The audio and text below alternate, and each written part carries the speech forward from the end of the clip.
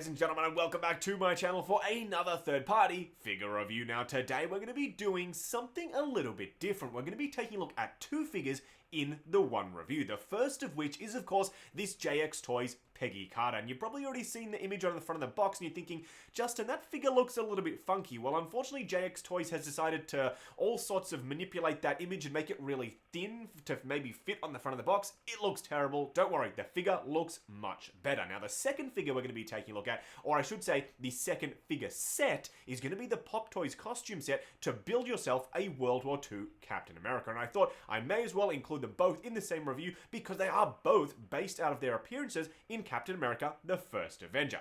Either way, if you do want to pick up either of the two sets, I've put the link down in the description below to toyswonderland.com. You can see a whole bunch of collectible stuff, third party, Hot Toys official, and a hell of a lot more. As I said, link is down below, and while you're down there, you may as well hit that subscribe button and bell notification icon so you don't miss out on any future Hot Toys or third party content coming to the channel.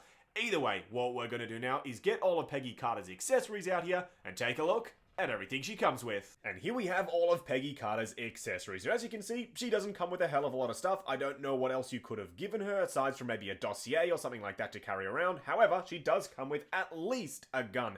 This, however, is a little bit of a bone of contention, at least with me. This, for those of you who don't know, is a Beretta M9. The first appearance, I'm pretty sure, of this gun was in 1985, and Peggy Carter is operating in World War II, aka 1946. This gun shouldn't technically even exist in this time period. Also, it's not articulated, bits don't move anywhere. This is just a static piece, so that's a little bit unfortunate. She should have really come with a 1911. That's more accurate to the time period, and it was the weapon that she was pictured with on the front of the box, so that is a little bit disappointing, but at least she does come with one accessory in terms of something that she can hold. Now, she also does come with a bunch of hands. As you can see, really nice red nail polish on the hands. They are a little bit flat in terms of the paint job, though. They don't really have that skin speckling texture. It's just more of a flat, basic skin tone. Either way, that's pretty much it for the accessories. What we're going to do now is get the figure herself out here and take a closer look. And here we have Peggy Carter herself, and she looks absolutely fantastic. Now, I don't know a hell of a lot about JX Toys. However, I'm pretty sure this was their first release in terms of a full-on packaged figure, and they have killed it. Whatever they were trying to achieve with this Peggy Carter figure, they've done that and more. This looks fantastic. The choice of the body is just right. The outfit drapes really nicely. There are a couple of nitpicks, and you've probably already guessed what they might be, but we'll touch on those when we punch in just a second. But from a distance, this looks fantastic. So either way, what we're going to do is take a look at the details on Peggy, then we'll bring out Steve Rogers, do the same thing for him, and then put them side by side so you can see what they look like standing together. Either way, what we're going to do now is punch in, take a closer look at that head sculpt. This head sculpt looks absolutely remarkable. It's actually not often that we get a third-party figure release prototype images and then the final product matches it so perfectly. And praise the figure gods, they've gone with sculpted hair. This in rooted hair just wouldn't have worked. It would have been an absolute disaster. She also does have that little black clip on the top of her hair, which is film and TV show accurate because, of course, there was that Agent Carter TV show. Now, she is wearing her military style outfit. It is that sort of nice olive drab style green.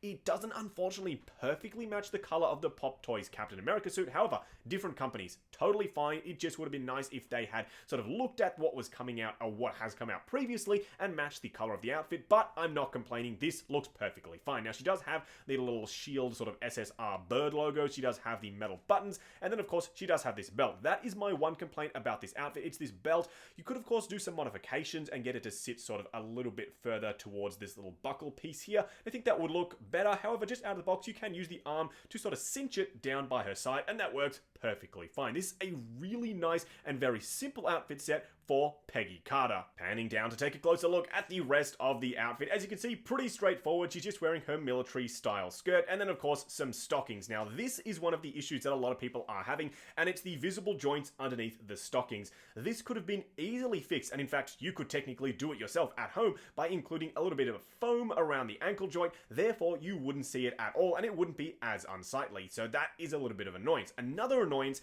is the fact that they haven't gone with sculpted feet. These are shoes on top of individual feet. That means she is impossible to get standing. Not hard, impossible. You will really have to challenge yourself, maybe use some figure tack. I don't know how you're going to get her to stand without a display base, and the fact that she doesn't come with one is a little bit obnoxious. They should have definitely included a display base, even a simple one like this, which you can tuck under the back of the skirt there to get her standing, because without it, she just topples over non-stop. And here we have the Pop Toys outfit set for Captain America, and this looks absolutely phenomenal. I've never owned anything from Pop Toys before, but I've heard their outfit sets are really, really well done. This one is definitely on that list for one of the best third-party outfit sets that I've ever purchased. And you're probably thinking, why? It's just a basic military-style uniform. Well, they've taken into account a couple of key things, and I'll touch on those in just a second.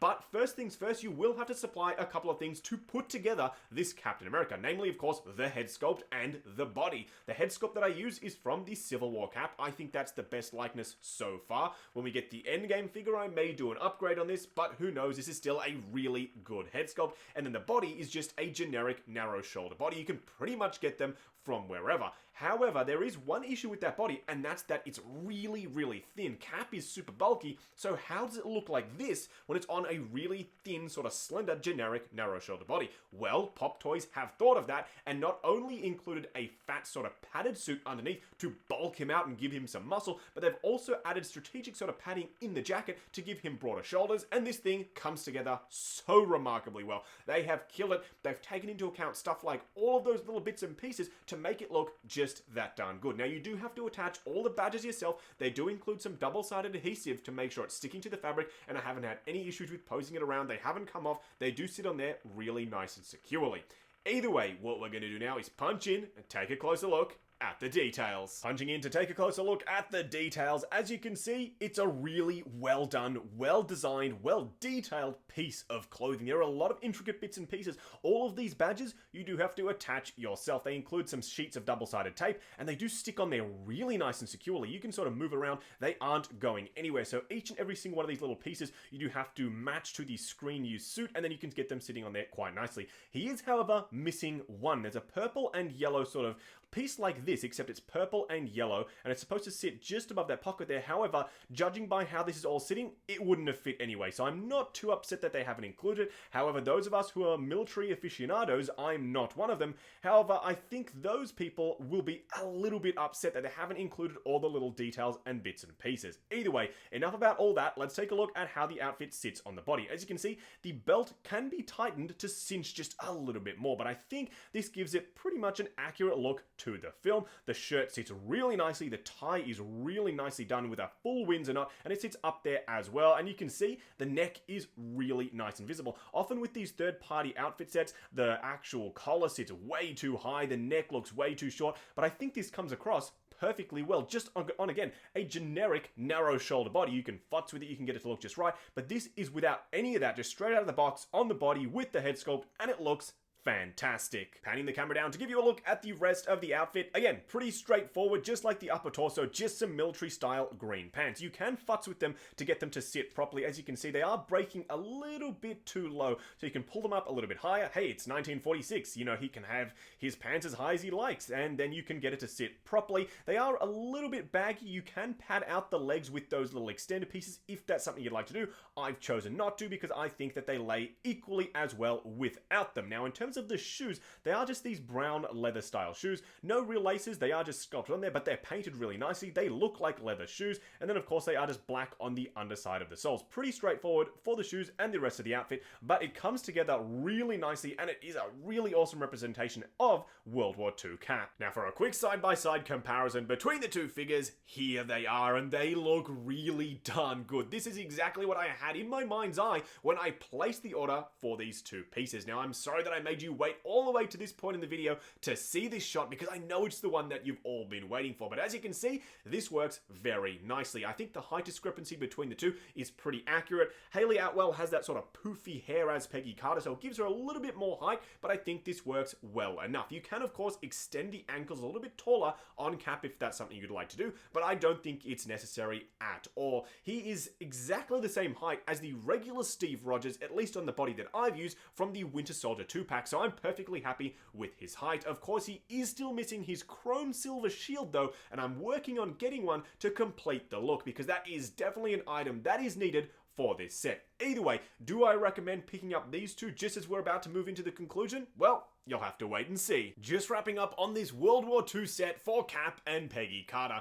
Do I recommend picking up these figures? I know, a little bit of a tease from the last shot, but yes, I absolutely do. If that wasn't apparent by this review, these two are well worth adding to the collection. There are a couple of things, again, on each figure that I do have a few complaints about, namely the belt on Peggy Carter, and of course the fact that those ankles are so incredibly hard to manipulate to get her standing. And of course, the fact that neither of them come with display bases. Cap doesn't come with a shield, she doesn't come with the right pistol. Well, you're probably thinking, Justin, why on earth are you recommending these figures? Because as an overall package, they just work. They are better than the sum of their parts. They are definitely iconic to have standing on the shelf as the OG Marvel power couple. This works perfectly nicely. And of course, with that ending of Avengers Endgame, Cap going back in time and spending his time with Peggy Carter, this is a really timely release by JX Toys. And of course, Pop Toys for this outfit set for Cap. This is one of the best third-party figure sets that I have in my entire collection. Absolutely worth going ahead and picking them up.